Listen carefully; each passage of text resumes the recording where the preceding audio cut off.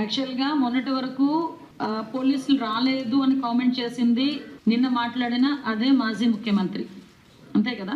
ఈ రోజు పోలీసులు నా దగ్గరికి మనుషులు రావడానికి అడ్డుకుంటున్నారు అన్నది వాళ్ళే. నేను ఒకటి చెప్తున్నానండి, పోలీస్కి ఒక ప్రొసీజర్ ఉంటుంది. ఆయన ముఖ్యమంత్రిగా 5 సంవత్సరాలు చేశారు, రాజకీయంలో 20 సంవత్సరాలు పైగా ఉన్నారు, వాళ్ళ తండ్రి కూడా సీఎం. సో పోలీస్ వ్యవస్థ ఎలా పనిచేస్తుంది, దానికి రూల్స్ అండ్ రెగ్యులేషన్స్ ఏంటి అన్న సంగతి అందరికీ కూడా తెలుసు. మేము డిపార్ట్మెంట్ నుంచి వాళ్ళు మాకు పర్మిషన్ అడుగుతారు, పర్మిషన్ అడిగిన తర్వాత మేము ఒక ప్రొఫార్మా ఇస్తాం. మీరు ఎంతమంది వస్తారు, ఏ టైం టు ఏ టైం వస్తారు, హెలిప్యాడ్ ఎక్కడో పెట్టుకుంటారు, అక్కడ నుంచి ఎంత డిస్టెన్స్ ఉంది, మీరు ఎంతమందిని ప్రొవైడ్ చేసుకుంటున్నారు, ఎంతమందిని మొబిలైజ్ చేస్తున్నారు, అవన్నీ కూడా అడుగుతాం. ఎందుకు అడుగుతామంటే దానికి తగ్గట్టుగా బందోబస్తు మేము ఇవ్వడానికి. వాళ్ళు నిన్న మొన్న మాకు ఇచ్చిన లిస్ట్ ఏంటి, మేము ఎవరిని మొబిలైజ్ చేయట్లేదు, మేము కొంతమంది మాత్రమే వస్తున్నామని చెప్పి హెలిప్యాడ్ దగ్గర ఒక 100 మంది అలా సంథింగ్ ఒక 100-200 మందిని పెట్టారు. సో మిగతా వాళ్ళందరూ మేము దానికి తగ్గట్టుగానే బందోబస్తు మేము రెడీ చేసుకోవాలి. సో అలా కాకుండా ఆ తర్వాత మాజీ మంత్రి బయటకు వచ్చి తల్లి రండి, పరిగెట్టుకుని రండి, అలా రండి, ఇలా రండి అని చెప్పేసి సినిమా స్లోగన్స్ ఇచ్చాడు ఆయన. ఒకవేళ మా ఇంటెలిజెన్స్ కూడా మాకు ఉంటుంది. సో ఎక్కడైనా ఏదైనా ఇబ్బంది ఎదుర్కొంటారో అటువంటిప్పుడు అనుకునేటప్పుడు ఆటోమేటిక్గా మా పని మేము చేసుకోవాలి. మరి జనాలు రాక నేను సాక్షి టీవీలో మార్పింగ్ చేసుకున్నారా, ఆ చిత్తూరు జిల్లా ఫుటేజెస్ అన్నింటినీ తీసుకొచ్చి అందులో మిక్స్ చేసుకున్నారా? మేము రాజకీయంగా మాట్లాడకుండా 1,00,000 మాట్లాడుకోవచ్చండి, అవన్నీ ఎందుకు, మా పని మేము చేసుకుంటున్నాం.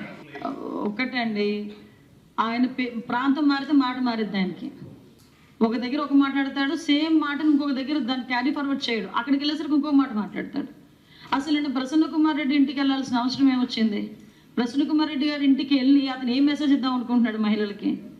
ఈరోజు ఒక ఎంత నీచంగా చెల్లి వరుసైన ఒక ఎమ్మెల్యే గురించి మాట్లాడిన తర్వాత వాళ్ళ ఇంటికి వెళ్ళి పరామర్శిస్తూ ఉంటే ఏ టైప్ ఆఫ్ మెసేజ్ ఇస్తున్నారు?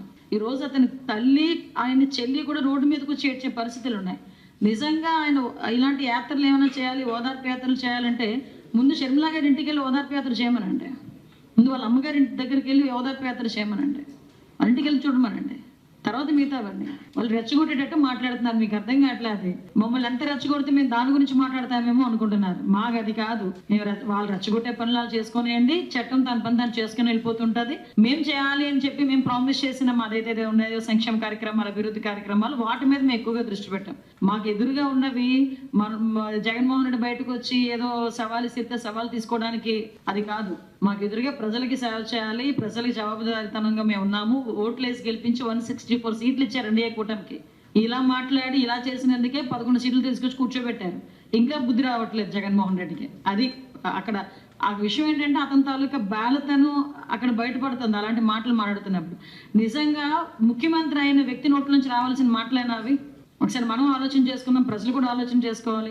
5 సంవత్సరాలు ముఖ్యమంత్రి చేసి 151 సీట్లతోని ఆ రోజు గెలిపించి కూర్చోబెడితే అతను 5 సంవత్సరాలు అడ్మినిస్ట్రేషన్ చేసి పోలీస్ వ్యవస్థ ఇండివిజువల్గా పనిచేస్తున్న సంగతి తెలియదా? విఆర్లో ఏ పోస్టులు ఉంటాయి, విఆర్ అనేది శాంక్షన్ పోస్టులే కాదన్న సంగతి తెలియదా? నోటికి వచ్చినట్టు అతను కామెంట్ చేయొచ్చా పోలీసుల్ని? ఇదే పోలీసులు ఉపయోగించుకొని వాళ్ళతో ఎన్ని పనులు చేయించుకున్నారు, అతను మర్చిపోయారా? సో నేనేమంటానంటే పోలీస్ వ్యవస్థను పూర్తిగా వాళ్ళ కంట్రోల్ వాళ్ళకి వదిలేయాలి, వాళ్ళ పని వాళ్ళు చేసుకుంటారు. నెక్స్ట్ ఇంకొకటి ఏంటంటే, ఒక ముఖ్యమంత్రి స్థాయి వ్యక్తి మీ మంత్రుల మీదకి మా ఇళ్ళ మీదకి వచ్చి మీకు కొడితే చంపితే ఆ పదాలు ఉపయోగిస్తున్నారంటేనే వాళ్ళ తాలూకు మెంటల్ స్టేటస్ ఎలా ఉందన్న సంగతి మనం ఆలోచన చేసుకోవాలి. మానసిక పరిస్థితి ఎలా ఉందన్నది ఆలోచన చేసుకోవాలి. అలాంటి వాళ్ళ గురించి చట్టం తన పని చేసుకెళ్ళిపోతుంది, మా పని మేము చేసుకోవాలి.